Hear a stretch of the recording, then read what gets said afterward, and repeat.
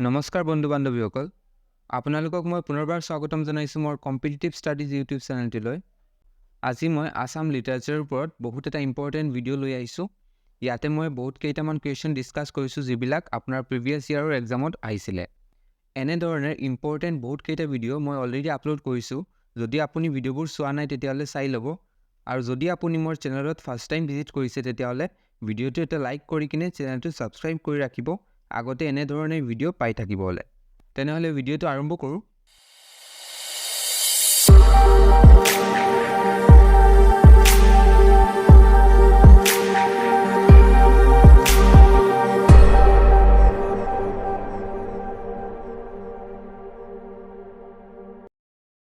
Year first কুৱেশ্যনটো আছে প্ৰথম অসমীয়া ইংৰাজী অভিধান কোনে লিখিছিল আৰু ইয়াৰ কাৰেক্ট আনচাৰটো হৈ যাব ডক্টৰ মাইলছ ব্ৰনছন যোনে 1867ত অসমীয়াত প্ৰকাশ কৰিছিল অভিধানখন প্ৰায় 14,000 শব্দ সন্নিৱিষ্ট অভিধানখনত শব্দৰ অৰ্থ অসমীয়া আৰু ইংৰাজী উভয় ভাষাত দিয়া হৈছিল নেক্সট কুৱেশ্যনটো হ'ল অনন্য প্ৰান্তৰ কোনে ৰচনা কৰিছিল ইয়াৰ কাৰেক্ট আনচাৰটো হৈ যাব মেদিনী চৌধুৰী যোনে 1972 চনত প্ৰকাশ কৰিছিল এই গ্ৰন্থখন আৰু এইটো কিহৰ ওপৰত আছিল গ্ৰন্থটো বিশেষত্ব আছিল ইতিহাস কথন স্বদেশৰ ঐতিহ্য পৰম্পৰা সন্মিলিত আৰু ভৌগোলিক ঐতিহাসিক তথ্যৰ সমৃদ্ধি আছিল গ্ৰন্থখন নেক্সট কুৱেশ্যনটো চাওঁ অভিযাত্ৰী উপন্যাসখন কোনে ৰচনা কৰিছিল ইয়াৰ কাৰেক্ট আনচাৰটো হৈ যাব নিৰুপমা বৰগোহাঁই অসম প্ৰাদেশিক মহিলা সমিতিৰ জন্মদাত্ৰী আৰু তাৰেই সংগঠনৰ কামত জীৱন উৎসৰ্গা কৰা চন্দ্ৰপ্ৰভা শইকীয়ানীৰ জীৱনৰ ওপৰত ৰচনা কৰা হৈছিল উপন্যাসখন আৰু ইটোৱে 1997 চনত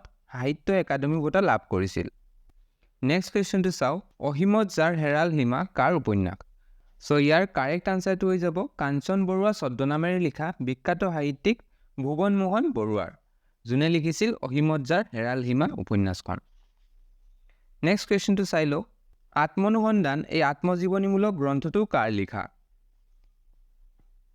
এই গ্ৰন্থটো হোমেন বৰগোহাঁইৰ লিখা আৰু ইয়াতে হোমেন বৰগোহাঁইয়ে নিজৰ জীৱনটো পৰীক্ষা কৰি চাইছে আৰু পৰীক্ষালব্ধ সত্য অপতকভাৱে ব্যক্ত কৰিছে নেক্সট হ'ল আধা লেখা দস্তাবেজ কাৰ আত্মজীৱনীমূলক গ্ৰন্থ ইয়াৰ কাৰেক্ট আনচাৰটো হৈ যাব মামণি ৰয়ছম গোস্বামীৰ আত্মজীৱনীমূলক গ্ৰন্থ আৰু এইটো প্ৰকাশ হৈছিলে 1988 চনত লেখিকাই ইয়াতে তেওঁৰ জীৱনৰ সংঘাতপূৰ্ণ আৰু বৈচিত্ৰ্যময় জীৱনৰ এচুৱা হৃদয়স্পৰ্শীভাৱে গ্ৰন্থখনত বৰ্ণিত কৰিছে ইয়াৰ উইংগাম কাৰ লিখা এটা উপন্যাস কাৰেক্ট আনচাৰটো হৈ যাব বীৰেন্দ্ৰ কুমাৰ ভট্টাচাৰ্য ইয়াৰ উইংগমখন হ'ল সাহিত্য একাডেমী বঁটা বিজয়ী প্ৰথম অসমীয়া উপন্যাস যোনে 1961ত লাভ কৰিছিলে সাহিত্য একাডেমী বঁটা কাৰেংঘৰ লিগিৰী নাটকৰ ৰচয়িতা কোন কাৰেংঘৰ লিগিৰীৰ ৰচয়িতা হ'ল জ্যোতিপ্ৰসাদ আগৰৱালা যোনে 1934 চনত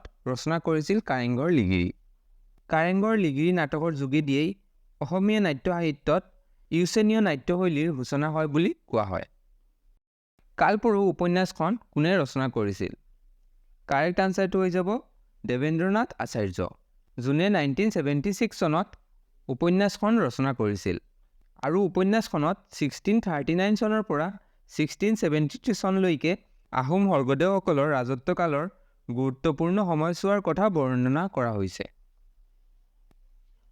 জীৱনৰ পতাত উপন্যাসখন কোনে ৰচনা কৰিছিল কাৰেক্ট আনচাৰটো হৈ যাব বীণা বৰুৱা আৰু তেওঁৰ ছদ্মনাম আছিল বিৰিঞ্চি কুমাৰ বৰুৱা 1945 চনত প্ৰকাশিত এইখন উপন্যাসক 40ৰ দশকৰ অসমীয়া সাহিত্যৰ সৰ্বাতকৈ তাৎপৰ্যপূৰ্ণ সৃষ্টিৰূপে আখ্যা দিয়া হয় দেওলাংখুই কাৰ লিখা উপন্যাস অসমীয়া উপন্যাস সাহিত্যত এক বিশেষ স্থান অধিকাৰ কৰিবলৈ সক্ষম হোৱা ৰীতা চৌধুৰীৰ এখন উপন্যাস হ'ল দেওলংখাই দেওলাংখুই হ'ল তিৱা ভাষাৰ শব্দ যাৰ অৰ্থ হ'ল দৈৱ তৰোৱাল বা দেওলগা তৰোৱাল নেক্সট বহুত এটা ইম্পৰ্টেণ্ট কুৱেশ্যন নামঘোষা পুথিখন কোনে ৰচনা কৰিছিল আশা কৰিছোঁ এইটোৰ আনচাৰ আপোনালোকে সকলোৱে জানে এইটোৰ আনচাৰটো হ'ল মাধৱদেৱ যোনে ৰচনা কৰিছিল নামঘোষা নেক্সট কুৱেশ্যনটো হ'ল পাতাল ভৈৰৱী কাৰ লিখা উপন্যাস কাৰেক্ট আনচাৰটো হৈ যাব লক্ষীনন্দন বৰা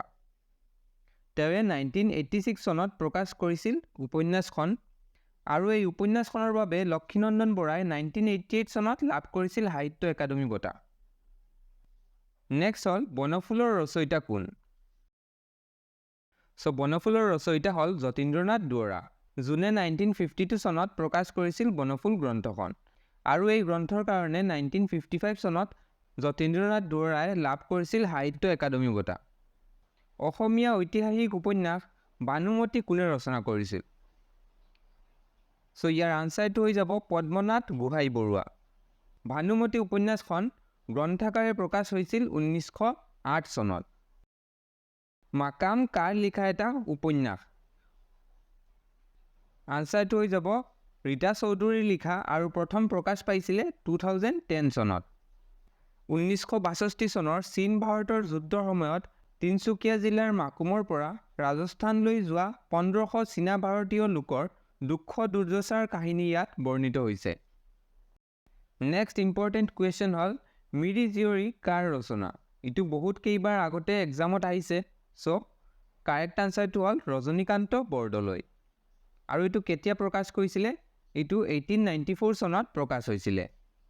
মিৰি জীয়ৰীখন হ'ল ৰজনীকান্ত বৰদলৈৰ প্ৰথম উপন্যাস আৰু এই উপন্যাসখন সৰল জনজাতীয় জীৱনৰ পটভূমিত ৰচিত কৰুণ প্ৰেমৰ এটা কাহিনী। ভাৰতীয় জ্ঞানপীঠ বঁটা লাভ কৰা প্ৰথম অসমীয়া পুথি কোনখন? ইয়াৰ কাৰেক্ট আনচাৰটো হৈ যাব মৃত্যুঞ্জয়। মৃত্যুঞ্জয়খন হ'ল ভাৰতীয় জ্ঞানপীঠ বঁটা লাভ কৰা প্ৰথম অসমীয়া পুথি।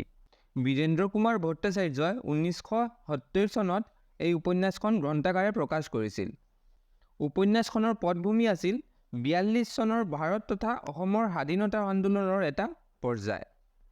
40ৰ দশকৰ স্বাধীনতা আন্দোলনৰ চূড়ান্ত পৰ্যায়ত স্বাধীনতা সংগ্ৰামী কেইজনমানে কেনেকৈ ৰেল এখন বগুৰাই দিছিল তাকে দেখুওৱা হৈছে মৃত্যুঞ্জয়ত।